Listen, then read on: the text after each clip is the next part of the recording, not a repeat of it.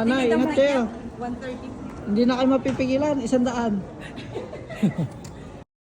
Hello guys, ito nga yung araw na pauwi na ng Pilipinas si Kumare dahil tapos na nga yung bakasyon niya at ihatid natin siya sa Vancouver. Bago yon, bigyan muna natin siya ng isang regalo. Ayaw mo? Siyempre gusto. Birthday mo? Birthday mo? Birthday mo. Para sa'yo na birthday.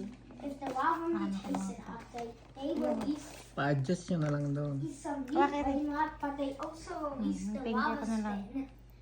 Thank you, Herbie. Gaganta mo to. Tawagan natin si Kim. Sa sapatos.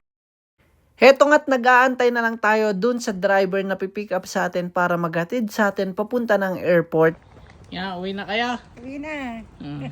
Every time we go to Bye! Ayaw nyo na mag-extend. Sana ulit. Balik na ulit.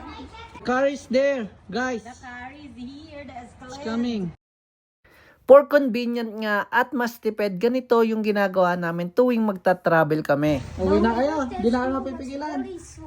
Baka masabi ko yung Porsche mo. We're gonna put it in the laundry, and then once in the laundry, it's gonna spin, and then Inabot nga rin ng 3 buwan yung bakasyon dito ni Kumare. Anyways, ayusin nga muna natin yung mga kids ko at yung mga gamit namin at diretso na nga tayo papunta ng airport. Nasabi ko nga na mas convenient at mas tipid yung ganitong pamamaraan kaysa nga naman may maghatid pa sa inyo papunta ng airport. Kung plano mo namang magdala ng sasakyan, napakamahal ng parking space na babayaran mo. After nga ng 40 minutes, ayan, nakarating na nga tayo sa airport at i-check-in muna natin yung mga luggage namin.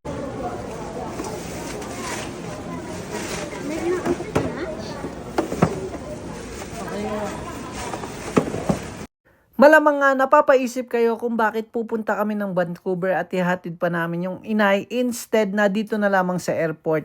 Ang sagot nga dyan ay bibihira lang kasi siya mag-travel at medyo may pagkanerbiyosa siya. Tinake advantage na rin namin yung opportunity para makapagbakasyon sa Vancouver. Budol ka na naman ng ama po.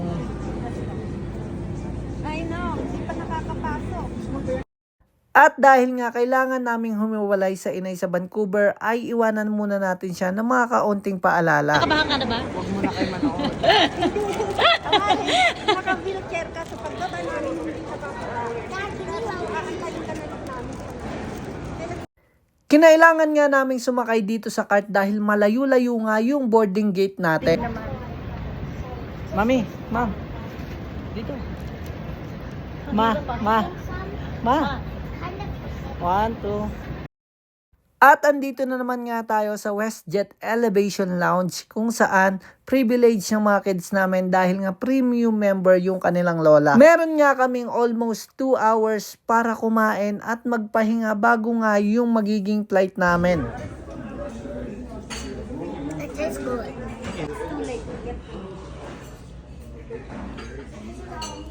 Okay. Is it good? Yeah, Good. I like it.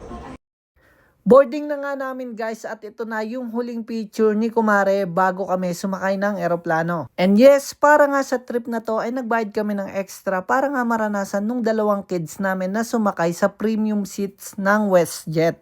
Halos 1 hour and 20 minutes nga yung aabutin ng biyahe natin. Flight attendants prepare for departure. Tuwang-tuwa nga si Kuya Miguel at Mira sa trip na to dahil nga napakadami nung pagkain at inumin na sinerve sa kanila. Ito na nga yung huling paalam natin kay Kumare bago siya bumalik ng Pilipinas. Bye-bye. Kiss na lang. Alika na lang. Sige. Bye-bye. Nay, ingat kayo.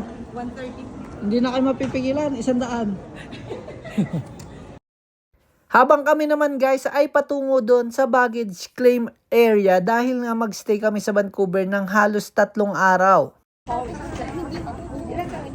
Isa lang yan. Ito yung luggage. Yung car seat na. So paano guys, hanggang dito na lang ulit. Bye!